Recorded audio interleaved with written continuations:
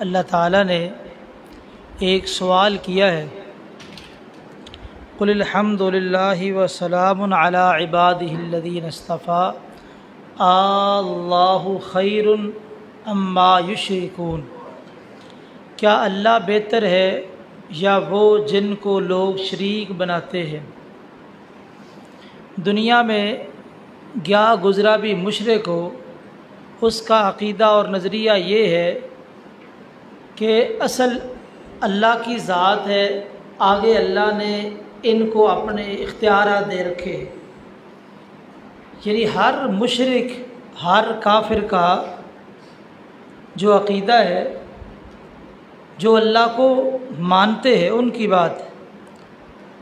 آج کچھ ایسے فرق بھی ہے جو اللہ کی ذات کو مانتے ہی نہیں، ان کی بات نہیں ہو رہی۔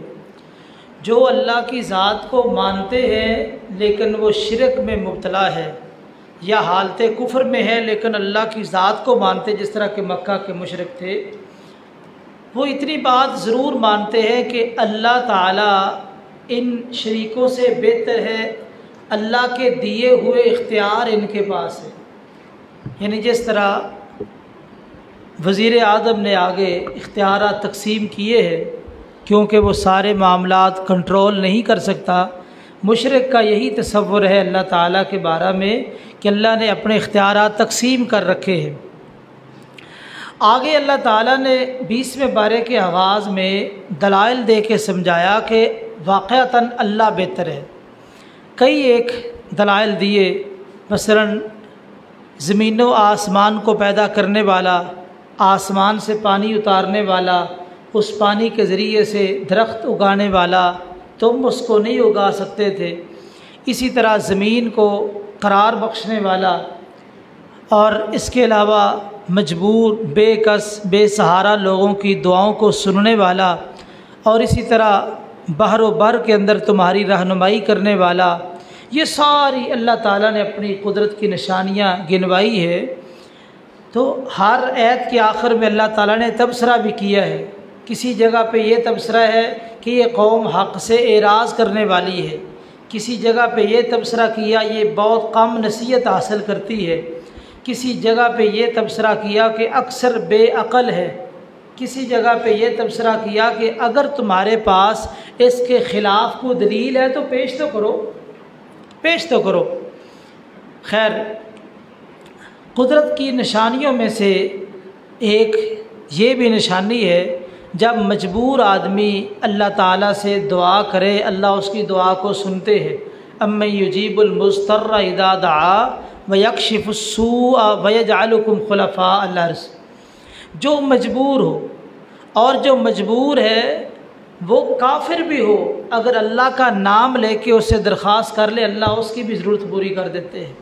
صحیح بخاری کی حدیث ہے، نبی کریم صلی اللہ علیہ وسلم کی ایک صحابیہ ام محجن رضی اللہ تعالی عنہ، یہ اماں جی عائشہ رضی اللہ تعالی عنہ کے پاس آیا کرتی تھی اور باتیں کرتی رہتی، تو یہ شعر اکثر اوقات پڑھتی، وَيَوْمُ الْوِشَاحِ مِن تَعَاجِيبِ رَبِّنَا أَلَا إِنَّهُ مِن بَلْدَةِ الْكُفْرِ أَنْجَانِي۔ ہار والا دن اللہ تعالیٰ کے عجائبات میں سے ایک دن تھا، خبردار اللہ تعالیٰ نے مجھے اس دن کفر سے نجات دی۔ اکثر یہ بی بی آتی اور یہ شعر پڑھتی۔ اماں جی نے سوال کیا، بی بی اس شعر کا کیا مطلب ہے کہ ہار والا دن، ہار والے دن سے کیا مراد ہے؟ اس نے کہا اس کے پیچھے ایک واقعہ ہے۔ کہا وہ واقعہ کیا، مجھے بیان کر۔ اس بی بی نے واقعہ بیان کیا کہ میں ایک قبیلے میں لونڈی تھی، انہوں نے مجھے آزاد کر دیا، آزادی کے بعد بھی میں نے ان کے ساتھ رہنا پسند کر لیا۔ اتفاق ایسا ہوا کہ ان کی نئی نئی دلہن تھی، وہ نہانے کے لیے غسل خانے میں گئی، اس نے اپنا کمر بند اتار کے دیوار پر رکھا اور نہانے میں مشغول ہو گئی۔ جب نہا کے فارغ ہوئی تو دیکھا کمر بند غائب ہے۔ انہوں نے میرے اوپر الزام تراشی کی کہ اس نے چوری کر لی ہے۔ خیر، انہوں نے مجھے پہلے عام حالت میں پوچھا، میں نے انکار کیا، میرے پاس تو اس کے بارے میں کوئی علم نہیں تھا، نہ میں نے چوری کی تھی۔ خیر انہوں نے دبا کے پوچھا، میں نے پھر بھی انکار کیا، حتیٰ کہ ان لوگوں نے کپڑے اتار کے حد درجے کی تلاشی لی، تو اس قدر اس کی تذلیل اور تحقیر کی کہ میں تو پریشان ہو گئی۔ میں نے فدعوت اللہ، میں نے اللہ سے دعا کی، اللہ کو پکارا، یا اللہ یہ تو پتہ نہیں میرا کیا حشر کریں گے، تو میری مدد فرما۔ میں نے اللہ سے دعا کی، وہ سارے موجود تھے، میں بھی موجود تھی۔ ایک چیل آئی، اس نے اوپر سے آ کے وہ کمر بند پھینک دیا۔ کمر بند سرخ رنگ کا تھا، اس کے اوپر سفید موتی لگے ہوئے تھے، تو چیل نے محسوس کیا جس طرح گوشت کے اوپر ہلکی ہلکی چربی ہوتی ہے، اس نے گوشت سمجھ کے اٹھایا تھا، وہ ہار پھینک دیا۔ میں نے کہا یہ ہار ہے جس کی وجہ سے تم نے مجھ پہ الزام تراشی کی ہے۔ خیر کہتی ہے کہ اس کے بعد میں نے ان کو چھوڑا، میں آ گئی اور آ کے میں نبی کریم صلی اللہ علیہ وسلم کا کلمہ پڑھا اور مسلمان ہو گئی۔ تو اس ہار نے مجھے اس علاقے سے نکال کے، حالت کفر سے نکال کے حالت اسلام میں داخل کیا ہے، اس لیے میں اللہ کا شکر ادا کرتی ہوں کہ اللہ تعالیٰ نے مجھے وہاں سے ہار کی وجہ سے نجات دلائی ہے۔ یہ وہی عورت ہے، شاید آپ کے علم میں ہو، جو مسجد میں آپ نے خیمہ لگا دیا، مسجد کی صفائی کیا کرتی تھی، اور یہ جب فوت ہو گئی تو رات کا وقت تھا، صحابہ نے اسی طرح دفن کر دیا۔ تو نبی کریم صلی اللہ علیہ وسلم نے پوچھا کہ وہ عورت نظر نہیں آ رہی؟ مسجد کا خادم ایک دن دو دن نہ ہونا تو محسوس ہو جاتا کہ خادم نہیں ہے، وہ صفائی کرتی تھی روزانہ کی بنیاد پہ۔ خیر صحابہ نے کہا حضور وہ تو فوت ہوگی، تو ہم نے رات کو دفن کر دیا۔ تو ہم نے کہا وہ عام عورت ہے، آپ کو رات کو کیا تکلیف دینی ہے، رات کو اندھیرا ہوتا ہے۔ جو کہتے ہیں نبی نور ہے، اور جو نور ہوتا ہے اس کو تو اندھیرے سے کوئی پریشانی نہیں ہونی چاہیے، کیا خیال ہے؟ تو یہ عقیدہ باطل ہے۔ اس واقعے کی تفصیل میں جائے تو جتنے عقائد ہے علماء، عقائد بریلویہ، تمام کا رد ہو جاتا ہے۔ دیکھیے قرآن اور حدیث ایسی سری چیزیں ہیں جن میں صاف صاف اور شفاف عقیدے ہیں۔ آپ نے پوچھا کہ بی بی کہاں ہے، کہا وہ فوت ہو گئی، آپ کے پاس علم غیب نہیں، علم غیب نہیں۔ کہا مجھے اس کی قبر پہ لے چلو، ثابت ہوا کہ آپ حاضر ناظر بھی نہیں ہے۔ اور اسی طرح آپ نے وہاں سے بیٹھے بیٹھے شو بھی نہیں کیا، آپ مختار کولوی نہیں، یعنی سارے عقائد کا ہی رد ہو گیا۔ تو اس لیے صاف ستھرے عقائد قرآن و سنت والے عقائد ہیں۔ خیر پتہ یہ چلا کہ اللہ کو مجبور شخص ہو، وہ کافر بھی پکارے، اللہ اس کی دعا بھی قبول کر لیتے ہیں۔ آگے بلکہ وَيَكْشِفُ السُّوءَ، یہاں سے ایک نقطہ ملا کہ جو رب کا نام لے کے پکارے رب کو، اللہ اس کی ضرور دعا قبول کرتے ہیں، کیونکہ اللہ نے ذکر کیا وَيَكْشِفُ السُّوءَ، اللہ اس کی برائی، اس کی تکلیف ضرور دور کرتے ہیں۔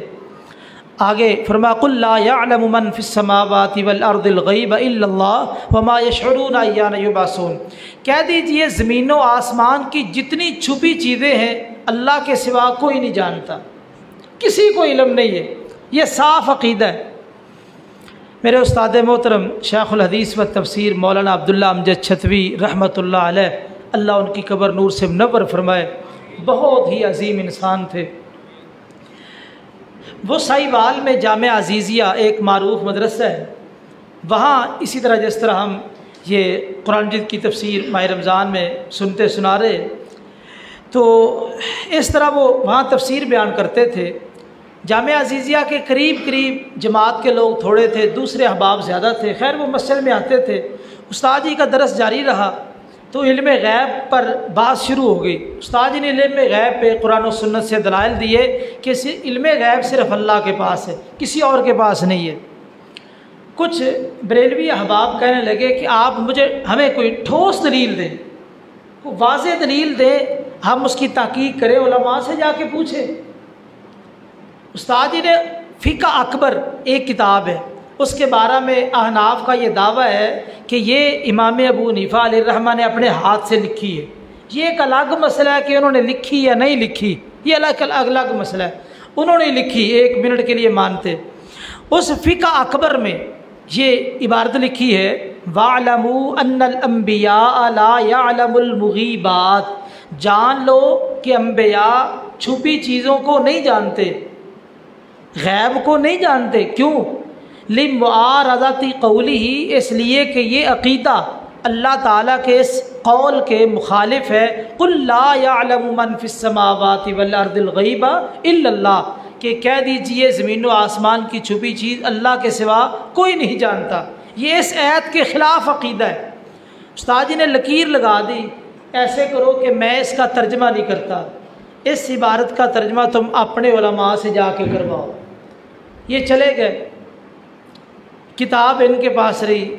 شام کو جب یہ آئے تو استاد جی کہتے ہیں کہ ان کی ہنسی بند نہیں ہو رہی تھی، مسلسل ہنس رہے تھے۔ میں نے پوچھا معاملہ کیا، بتاؤ تو صحیح۔ کہتے ہم شہر کے بڑے بڑے نامور علماء کے پاس گئے، ہم نے ان کے سامنے کتاب رکھی، اس کا ترجمہ کرو۔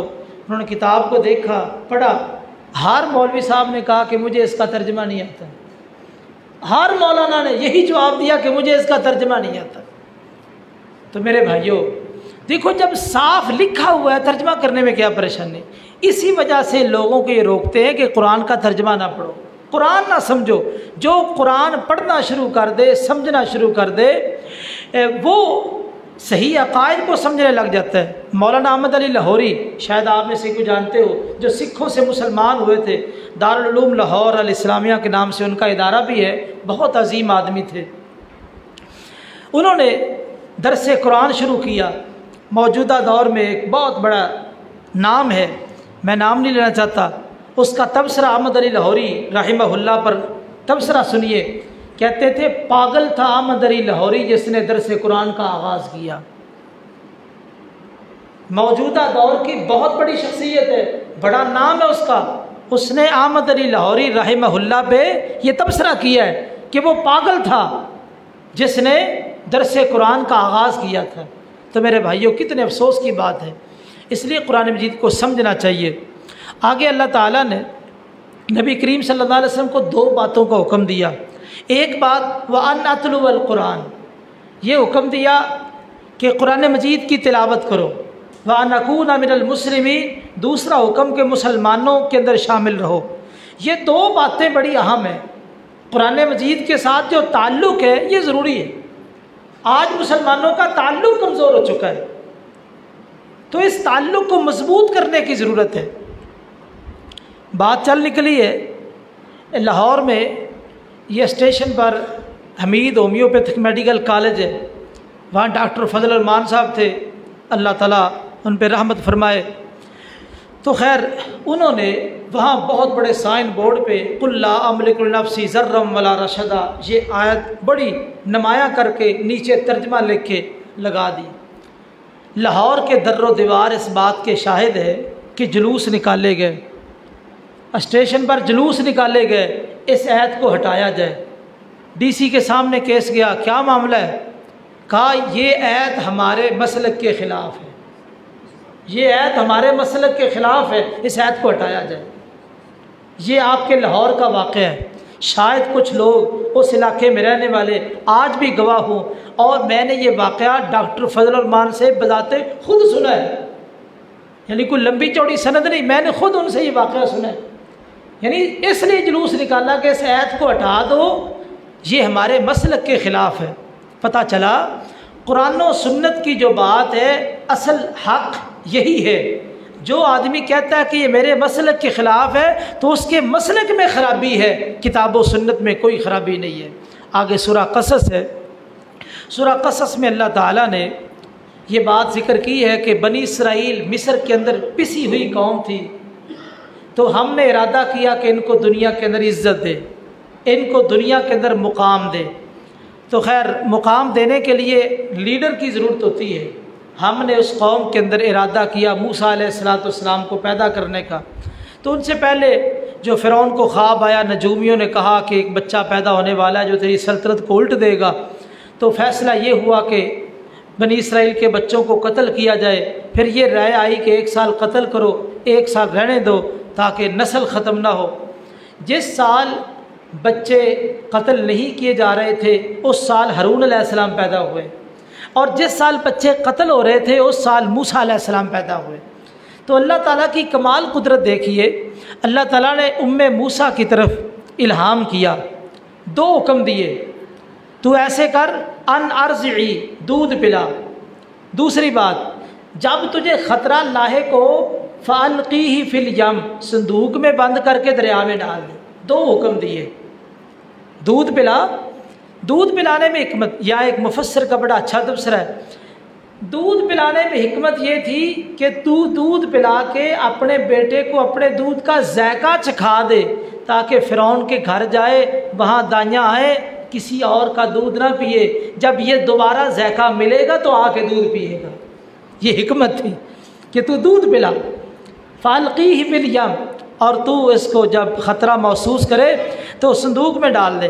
دیکھیے، جب ماں بچے کے بارے میں خوف زدہ ہوتی ہے تو بچے کو اپنے سینے سے لگاتی ہے۔ اللہ کہتے ہیں تو خوف زدہ ہو تو صندوق میں بند کر کے دریا میں ڈال دے۔ اس سے یہ نقطہ ملا کہ اللہ تعالیٰ پوری کائنات کی ماؤں سے زیادہ اپنے بندے سے پیار کرتے ہیں۔ یہ جو 70 کا جملہ ہے نا، پتہ نہیں کہاں سے آیا ہے، 70 کا جملہ پتہ نہیں کہاں، مجھے تو نہیں ملا۔ ساری کائنات کی جو مائیں ہیں نا، وہ ان کا ایک بیٹا ہو، وہ اپنے بیٹے سے اتنا پیار نہیں کر سکتی جتنا اللہ اپنے بندے سے پیار کرتے ہیں۔ خیر، یہ 2 حکم دیے، اور ساتھ یہ کہا لا تخافی، ڈرنا نہیں ہے، یہ پھینکتے وقت ڈرنا نہیں ہے، ولا تحزنی، غم بھی نہیں کرنا۔ یعنی 2 حکم دیے، 2 چیزوں سے منع کر دیا، غم اور خوف نہیں کرنا، اور پھر 2 بشارتیں سنا دی۔ بشارتیں کیا سنائی؟ انا رادوہ الیک، یہ بچہ آپ کے پاس ہم لٹائیں گے، اور دوسری بات وجاعلوہ من المرسلین، اور ہم اس کو رسول بنانے والے ہیں۔ اس سے ایک نقطہ ملا، اللہ تعالیٰ اگر کوئی نعمت چھین لے تو بندے کو گھبرانا نہیں چاہیے، اللہ اسے بڑی نعمت دینے والے ہوتے ہیں۔ دیکھو نا، وقتی طور پہ نعمت گئی ہے تو گھبرائیے مت، اللہ آپ کو اس سے بڑی نعمت دینے والے ہیں، اس لیے اللہ تعالیٰ کے بارے میں ہمیشہ حسن ظن رکھیے۔ آگے فرمایا واصبح فؤاد ام موسیٰ فارغا، ماں ہے، ماں اپنے بچے کے ساتھ تڑپتی ہے تو اس کا دل خالی ہونے لگا۔ فارغہ کا مطلب دل خالی ہونے لگا، لیکن اللہ تعالیٰ نے حوصلہ دیا، اپنی بیٹی کو ساتھ بھیجا، کہا قصی ہی، تو اس کی جاسوسی کر۔ یہاں پہ ایک مفسر کا بڑا اچھا تبصرہ ہے، کہتے ہیں دیکھو، جب اللہ تعالیٰ کسی سے کام لینے پہ آ جائے تو اللہ تعالیٰ یہ نہیں دیکھتے وہ بڑا ہے چھوٹا ہے مرد ہے عورت ہے، اللہ اسے کام لے لیتے ہیں۔ دیکھو موسیٰ علیہ السلام کی ہمشیرہ جس کا نام مریم تھا، مریم بنت عمران، چھوٹی بچی ہے، لیکن اللہ نے اس کو ماہر جاسوس بنا دیا۔ ماہر جاسوس، کہا تو نے چلنا ہے، کسی کو پتہ نہ چلے تیرا اور صندوق کا آپس میں تعلق ہے۔ چلتی گئی۔ خیر، جب صندوق پکڑا گیا، فرعون کے سامنے پیش کیا گیا، قتل کرنے کا حکم دیا گیا، بی بی آسیہ کو پتہ چلا، کہا لا تقتلوہ، اس کو قتل نہ کرو، عسیٰ ان ینفعنا، شاید یہ ہمیں نفع دے۔ بی بی آسیہ نے کہا نفع دے، فرعون نے نہیں کہا۔ دیکھو، ایک جملہ بسا اوقات انسان کی زندگی بدل دیتا ہے۔ اس نے کہا شاید یہ بچہ ہمیں نفع دے، فرعون نے یہ کلمہ نہیں کہا، بی بی آسیہ کو واقعتاً اس بچے نے نفع دیا، مسلمان ہوگی۔ فرعون نے چونکہ نہیں کہا تھا، فرعون محروم ہو گیا۔ کہا اس کو قتل نہیں کرنا، فرعون نے قتل نہیں کیا۔ اس سے ایک نقطہ ملا، دیکھو فرعون کتنا ظالم بادشاہ تھا، اس کے باوجود اپنی بیوی سے اتنی محبت کرتا تھا، جو بیوی کی پسند وہ اس کی پسند، جو بیوی کی پسند وہ اس کی پسند۔ فرعون اپنی بیوی سے اتنا پیار کرتا ہے، ایک مسلمان کو اپنی بیوی سے کتنا پیار کرنا چاہیے۔ تو اس لیے یہ اللہ کی بندیاں جو آپ کے سسر آپ کے حوالے کرتے ہیں، ان کے ساتھ حد درجے کا پیار کرو، ان کے ساتھ حسن سلوک کرو، اور تاکہ آپ کے جو سسرال والے ہیں ان کو بیٹی کی وجہ سے کوئی تکلیف نہ پہنچے۔ آگے موسیٰ علیہ السلام جوان ہو گئے، ایک دن دوپہر کے وقت باہر نکلے، ایک قبطی اور ایک بنی اسرائیلی دو آپس میں لڑ رہے تھے، بنی اسرائیلی نے مدد مانگی کہ میرا تعاون کرو، موسیٰ علیہ السلام قریب ہوئے، فوقدہ موسیٰ، ہلکی سی مکی ماری بندہ ہی مر گیا۔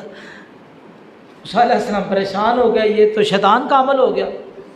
شیطان انہ عدو مضل مبین، عام طور پہ عدو مبین آتا ہے کہ واضح دشمن ہے، یا مضل کا لفظ بھی ہے کہ شیطان جو ہے نا بندے کو اضلال، گمراہ کرنے کی بھی کوشش کرتا ہے۔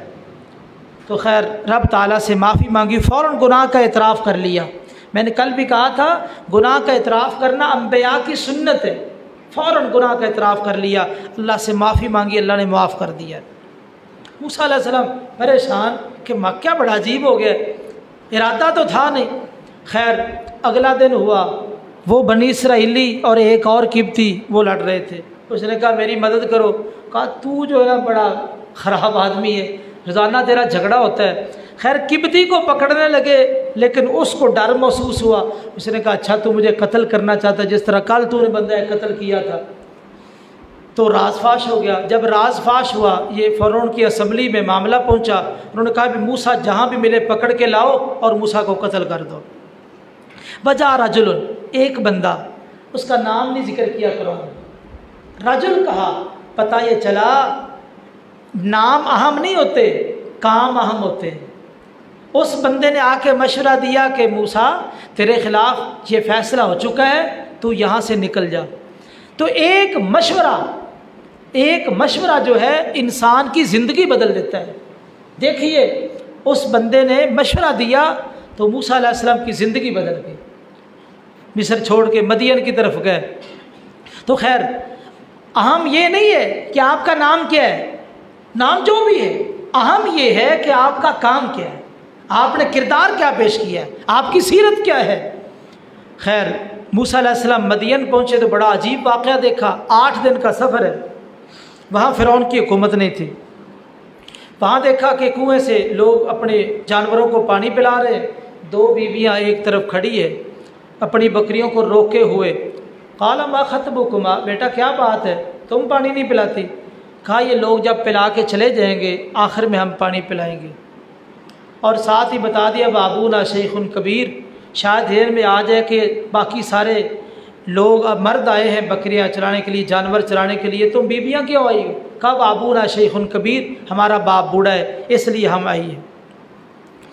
خیر جب انہوں نے پانی پلا لیا، وہ بھاری پتھر تھا، 10-12 بندے وہ پتھر کو ایک طرف کرتے تھے، تو اکیلے موسیٰ نے ایک طرف کیا، پانی نکال کے بکریوں کو پلایا، کوئی بات نہیں کی، واپس درخت کے سائے کے نیچے آ کے بیٹھ گئے اور دعا کی، ربی انی لما انزلت الی من خیر فقیر، اے اللہ جو بھی تو نے خیر نازل فرمائی ہے میں محتاج ہوں، مجھے نصیب فرما۔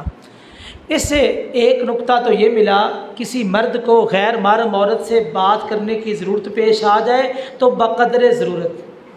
دیکھو موسیٰ علیہ السلام نے ایک کلمہ بھی زائد نہیں پوچھا، جتنی ضرورت۔ ما خطبکما، کیا معاملہ ہے بیٹا، کیا مسئلہ ہے؟ تو انہوں نے کہا لا نسقی حتی یسدر الرعاء، یہ جب چلے جائیں گے تو ہم پانی پلائیں گے۔ اور دوسری بات، ہم کیوں آئیے، باپ کیوں نہیں آیا، بھائی کیوں نہیں آیا؟ ہمارا باپ بوڑھا ہے، بھائی ہے نہیں۔ یعنی بالکل مختصر بات، بقدر ضرورت کسی مرد کو عورت کے ساتھ یا کسی عورت کو مرد کے ساتھ بات کرنے کی ضرورت پیش آ جائے غیر محرم کے ساتھ تو بقدر ضرورت۔ لمبی لمبی داستانیں چھیڑو گے تو گمراہی کی طرف مائل ہو جاؤ گے۔ موسیٰ علیہ السلام نے دعا کی۔ اب یہ دعا بڑی برکت والی ہے، جو موسیٰ علیہ السلام کی دعا ہے نا، بڑی جامع ترین دعا ہے، اللہ جو بھی تو نے بھلائی نازل کی ہے تو میں اس کا محتاج ہوں۔ تو خیر یہ بیویاں اپنے گھر چلی گئی، گھر جا کے بتایا تو ایک بیوی آئی، اللہ نے اس کی چال کا ذکر قرآن میں کیا، فرمایا حیا کے اوپر چل کے آ رہی تھی، راستے پر نہیں، سڑک پر چل کے نہیں آ رہی تھی، کس پر؟ حیا پر، یعنی یہ مجسمہ حیا بن کے آ رہی تھی۔ اللہ اکبر۔ تو 2 لڑکیاں ہوں تو پھر بھی حیا کم ہوتا ہے، حیا کم ہوتا ہے، ایک کے اندر حیا زیادہ ہوتا ہے۔ اللہ کہتے ہیں الاستحیاء، وہ راستے پر چل کے نہیں آ رہی تھی، حیا پہ چل کے آ رہی تھی، اتنا حیا۔ خیر موسیٰ علیہ السلام کو کہا ان ابی یدعوک، میرے ابا جان آپ کو بلا رہے ہیں۔ یہ نہیں کہ میں آپ کو بلانے آئی ہوں، یہ نہیں کہا میں آپ کو بلانے آئی ہوں، یہ نہیں کہا، ان ابی یدعوک، باپ کا حوالہ دیا تاکہ کسی قسم کا حملہ شیطان نہ کرے۔ ان ابی یدعوک لیجزیہ کا اجر ما سقیت لنا، تاکہ آپ کو بدلہ دیا جائے جو آپ نے ہماری بکریوں کو پانی پلایا۔ موسیٰ علیہ السلام چل پڑے۔ بعض مفسرین نے ذکر کیا کہ موسیٰ علیہ السلام کا بیٹا تم ایسے کرو، پیچھے چلو میں آگے چلتا ہوں، کنکریاں پکڑ لو، جہاں سے مڑنا ہو کنکری ادھر پھینک دینا، میں پہچان لوں گا، تو آواز بھی نہ دینا کیونکہ میں غیر محرم کی آواز کو بھی پسند نہیں کرتا۔ اتنا حیا، دیکھو اس بی بی نے حیا کو اختیار کیا، اللہ نے اس کو ایک نبی کی بیوی بنا دیا۔ اللہ اکبر، بی بی نے حیا کو اختیار کیا، اللہ نے ایک نبی کی بیوی بنا دیا۔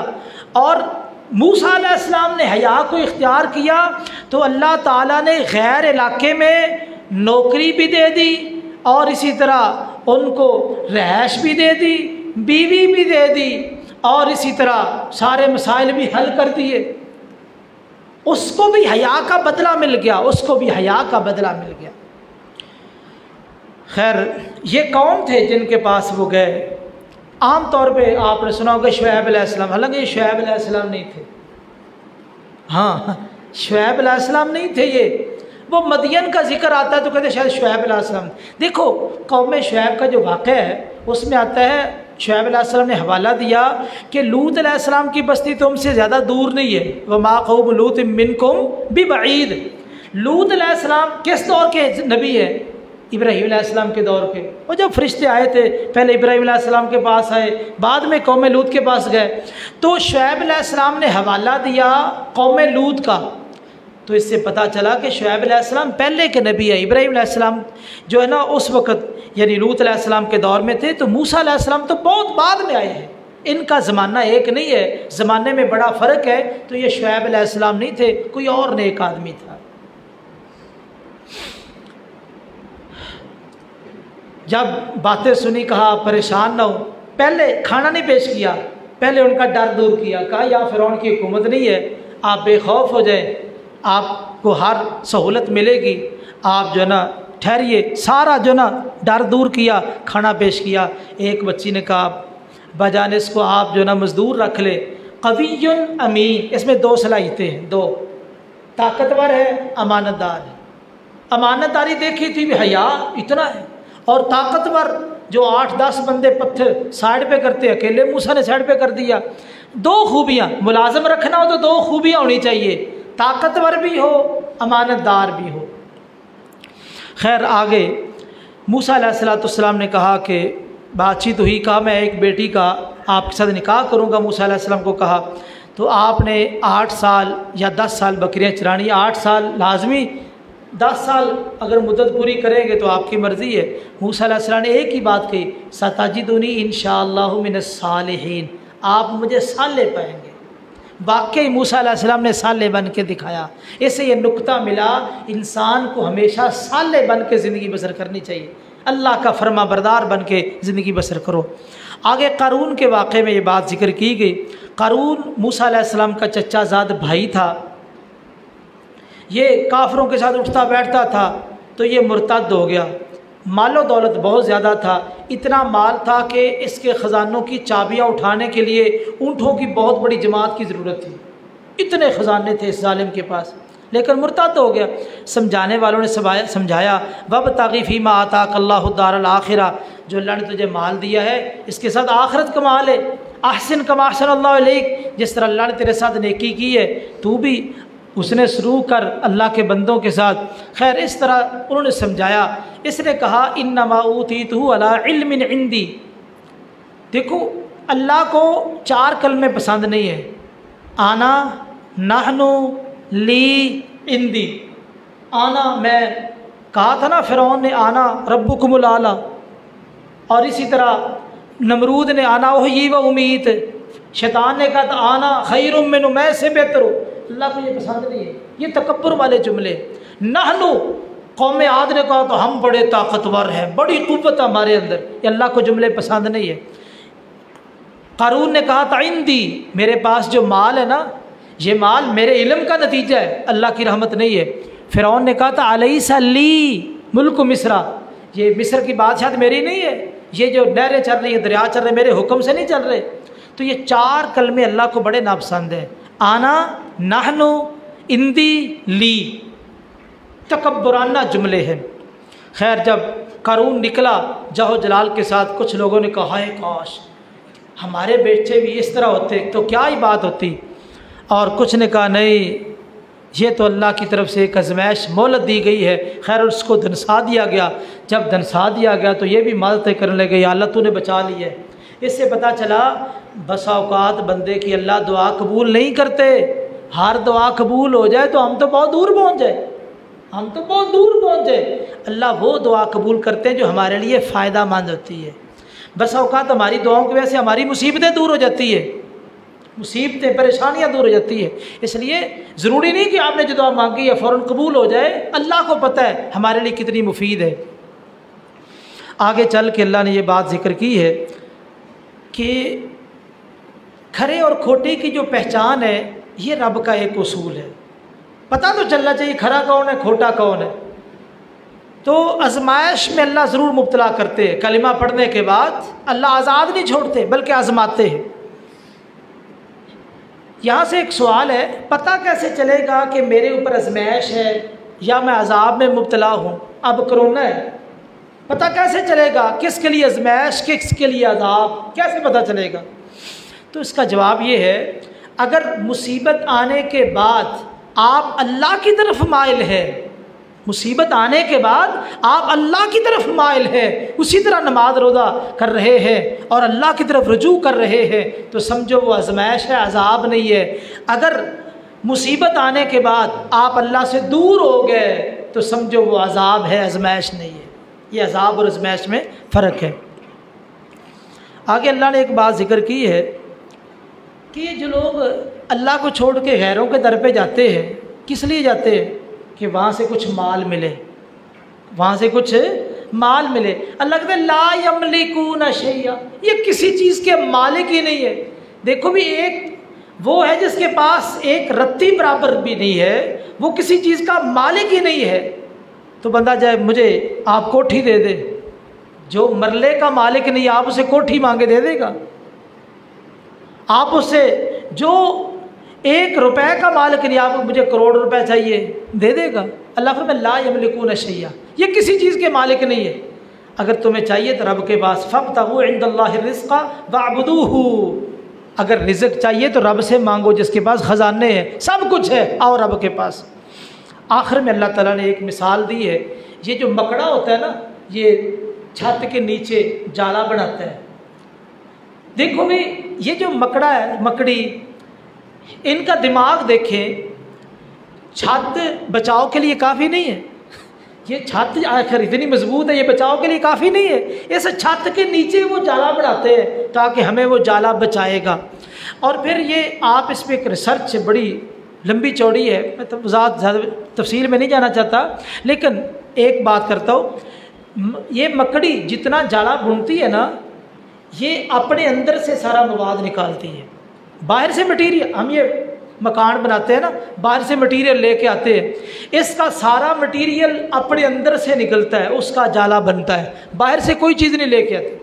جو مشرق ہوتا ہے نا، اس کے دلائل بھی اندر سے اپنے بنائے ہوئے ہوتے ہیں، باہر سے کوئی دلیل نہیں ہوتی، اپنے دلائل گھڑ گھڑ کے بس وہ پیش کرتا رہتا ہے، یہ ہے وہ ہے، ایسے ہے ایسے ہے، یہ بھی کرامت ہے یہ بھی کرامت ہے۔ مشرق کا بھی یہی انداز ہے۔ اور اسی طرح اگر کوئی جانور جھپٹ مارے تو یہ مکڑی اپنے گھر سے نکل کے بھاگ جاتی ہے اور جا کے جگہ چھپ جاتی ہے۔ تو یعنی مکڑی کو پتہ ہے کہ میرا گھر مصیبت کے وقت مجھے بچانے والا نہیں۔ اسی طرح مشرق کو پتہ ہے کہ مصیبت میں ہمارے یہ بزرگ ہمیں بچانے والے نہیں، اس وقت بھی رب بھی بچائے گا۔ تو اس لیے جس طرح مکڑی کا گھر کمزور ہے، اسی طرح مشرق کا عقیدہ کمزور ہے۔ اس لیے آ جائیے رب کی طرف، پلٹ آئیے رب کی طرف، یہی اصل دین ہے، یہی اصل فطرت ہے، یہی اصل ہمارا کام ہے۔ اللہ سے دعا ہے کہ اللہ تعالیٰ دین کو سمجھنے کی اور عمل کی توفیق